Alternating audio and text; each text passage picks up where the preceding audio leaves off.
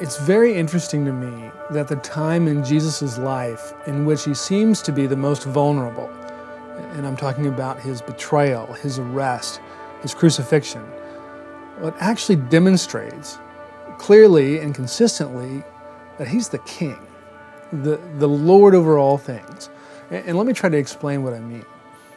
First, Jesus clearly knows beforehand what will happen to him.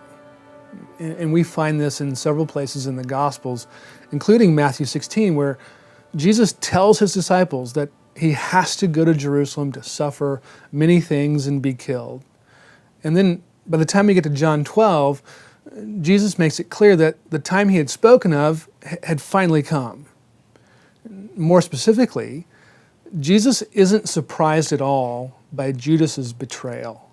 In John 13, we find Jesus speaking to his 12 disciples, and he says, I tell you the truth, one of you is going to betray me. And while the rest of his disciples have no idea who it is, Jesus soon identifies his betrayer as Judas. And then what does Judas do? Well, he leaves to go do the very thing that Jesus predicted. Jesus also knows how the rest of his disciples were going to react to what was coming. He tells them, you're all going to fall away from me.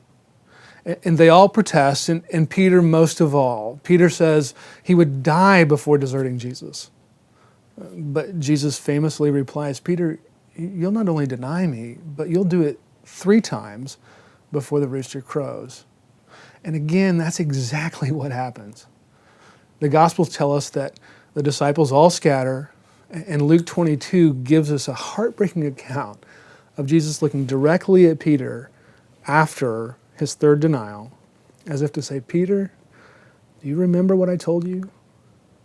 And Peter's response is to go outside and weep. In addition to all this, Jesus proves to be, for lack of a better phrase, the master of his own arrest. When Jesus identifies himself to the soldiers who've come to take him to the high priest, they actually draw back and fall to the ground in response. And what's more, Jesus then tells them, you need to let my disciples go.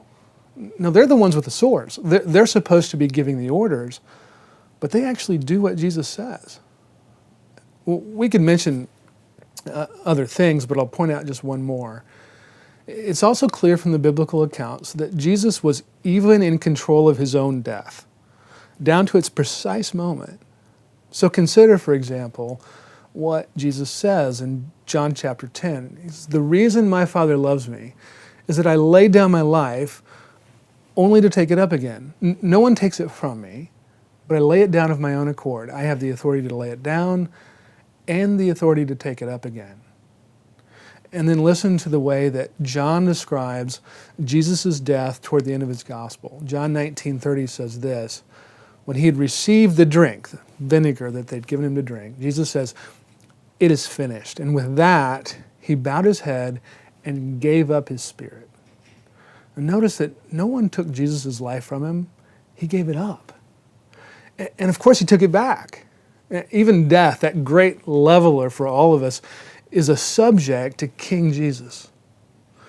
And so what should we take away from all this? Well, I think at least 2 things. First, God is always God.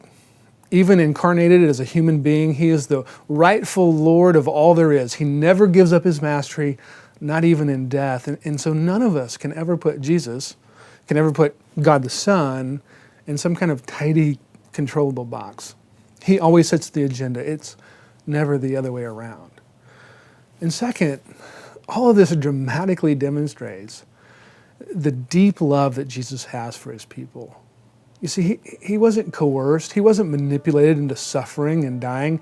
He went willingly. He went willingly down a path that ended in a cross because of love. That was the plan all along. And so it turns out that the good shepherd who lays down his life for the sheep is also the good and powerful king who came to rescue his people from sin and death.